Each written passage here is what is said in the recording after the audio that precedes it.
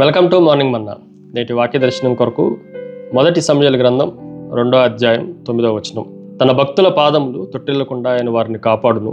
దుర్మార్గులు అంధకారమందు మాటు మనుగుదురు. బలము చేత ఎవడును జయమునందడు. మరొకసారి దేవుని వాక్యంలో నుండి ఉదయకాల సమయంలో హన్నా చేసిన స్తుతి ప్రార్థనలో నుండి 4 శ్రేష్టమైన విషయాలు ఈ ఉదయకాల సమయంలో మనం ఆలోచన చేయాలి. నెంబర్ 1, మొట్టమొదటిది ఇట్ ఈజ్ ఏ లీన్, ఆనుకొనుట. తన భక్తుల పాదములు తొట్టిల్లకుండా ఆయన వారిని కాపాడును. ఈ మాటను మనం జాగ్రత్తగా ఆలోచన చేస్తే ప్రతి ఒక్కరూ ఏదో ఒక సందర్భంలో తొట్టిల్లటానికి అవకాశం ఉంటుంది, పడిపోవటానికి అవకాశం ఉంటుంది, కృంగిపోవటానికి అవకాశం ఉంటుంది.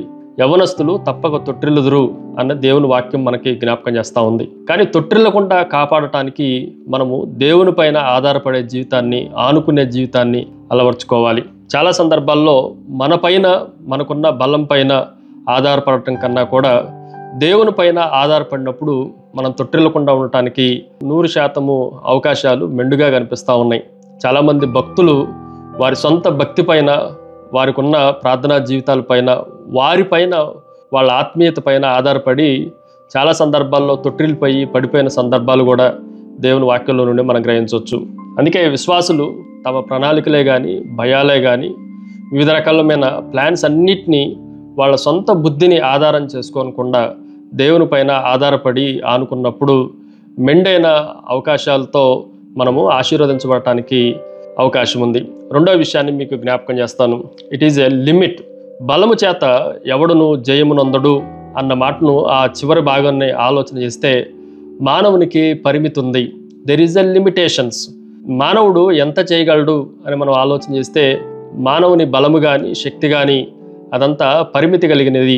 కానీ దేవుని శక్తి, దేవుని బలము అది అపరిమితమైనది అన్న సత్యాన్ని మనం గ్రహించాలి. అందుకే బలము చేత ఏ మానవుడు జయమునందడు.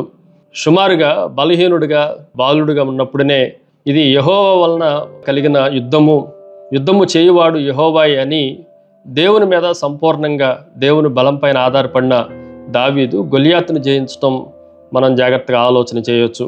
ఈరోజు మనకున్న శక్తి మీద కానీ, బలం మీద కానీ మనం ఎప్పుడూ జయం పొందలేము. జకర్యా గ్రంథములో భక్తుడు మనకి జ్ఞాపకం చేస్తూ, శక్తి చేతనైనను బలము చేతనైనను కాక నా ఆత్మ చేతనే దీన్ని చేతును అన్నట్లుగా జెరుబ్బయబెల్ లాంటి యుద్ధములో పర్వతాలు మన ఎదుట వచ్చిన వాటిలన్నింటినీ తొలగించుకునటానికి మన శక్తి పరిమితమైనది అన్న సత్యాన్ని కూడా మనము గ్రహించాలి.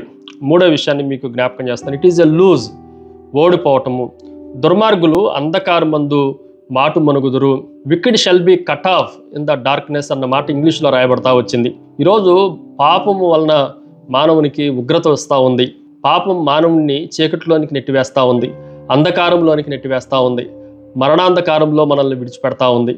అందుకే పాపం చేసేవారు ఆ చీకటిలోనే వారి జీవితాలు అవి నరికివేయబడుతున్నాయి, కట్ ఆఫ్ చేయబడుతున్నాయి అన్న సత్యాన్ని మనము గ్రహించాలి. ఫైనల్లీ చివరిది లాయల్టీ, రాజభక్తి. తన భక్తుల పాదములు తొట్టిల్లకుండా, ఎవరైతే దేవుని పైన విశ్వాసము, భయము, భక్తి కలిగి, శ్రేష్టమైన భక్తి కలిగి ఉంటారో వారి పాదము ఎన్నడూ తొట్టిల్లదు అన్న సత్యాన్ని, దేవుడు కాపాడేవాడు అన్న విషయాన్ని మనం గ్రహించాలి. ప్రార్థన. సకల ఆశీర్వాదములకు కారణపుత్రుడు తండ్రి, మరొకసారి నీ నామాన్ని గణపరుస్తున్నాం ప్రభువా. తొట్టిల్లకుండా మీరే మమ్మల్ని కాపాడి సంరక్షించి మహిమ పొందమని యేసు నామమున అడిగి వేడుకొంచున్నాం తండ్రి. ఆమెన్. God bless you.